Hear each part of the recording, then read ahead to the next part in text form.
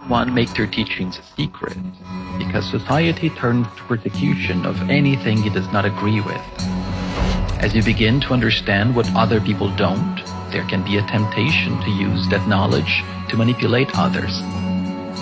What do important names in the history of humanity, such as Leonardo da Vinci, Paracelso, René Descartes, Isaac Newton, Benjamin Franklin, Thomas Jefferson, and Eric Satie have in common?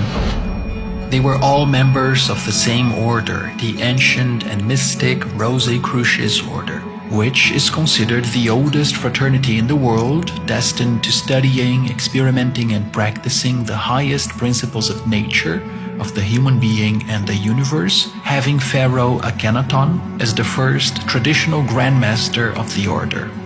Would that order be composed of the enlightened ones who found the Philosopher's Stone, or maybe a gathering of secret masters who rule the world, a conspiracy in order to dominate the planet? Who are, after all, the Rosicrucians? What do they want? What do they seek?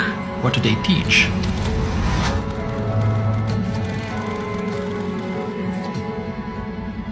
Many are the vexed questions concerning life and destiny which man would seek to answer. Have I lived this life on earth before? Does this life continue after that which is called death? Are mind and thought independent of the human organism? Does man possess higher faculties than those he is in the habit of using day after day? And so, how can those faculties be unfolded?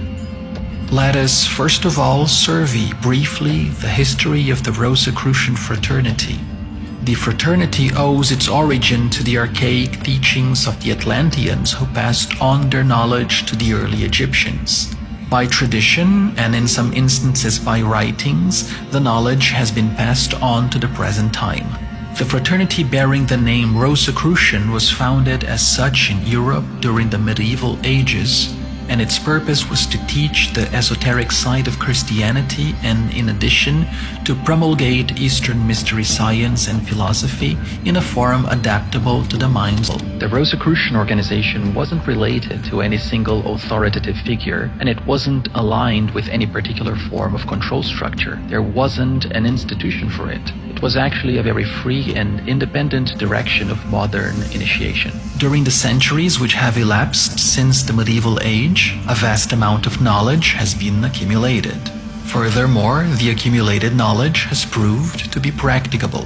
That which could not be applied to practice has been archived as mystery teaching and treated in a manner more philosophic than scientific.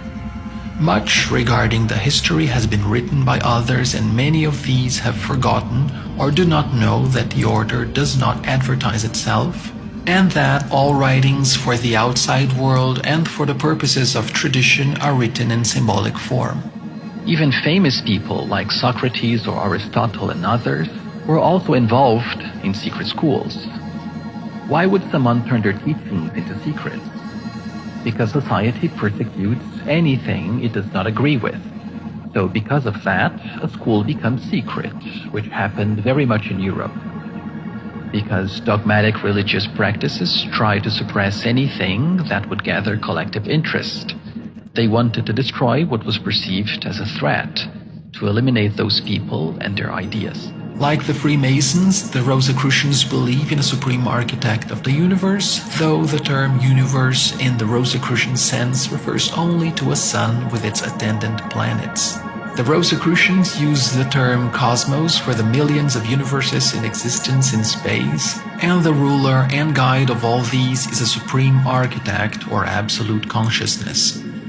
That this supreme ruler gives ear unto every individual being who asks for favors is not the belief of the fraternity, realizing as it does that the Supreme has endowed human beings with inherent faculties and powers, by means of which they may overcome the difficulties which wait upon their ignorance. When we think in a specific manner, all of our thoughts and feelings, all of our inner states have a vibrational quality to them, and they will resonate like an antenna and tune into the energies of the exact same time. So if we have very negative thoughts and feelings, They will open space for us to synchronize with the influence of our Imanic beings. To be able to contact the Supreme Architect means that the being possesses an unfolded consciousness equivalent to that of cosmos. Such being would have no need to manifest in a physical body or world.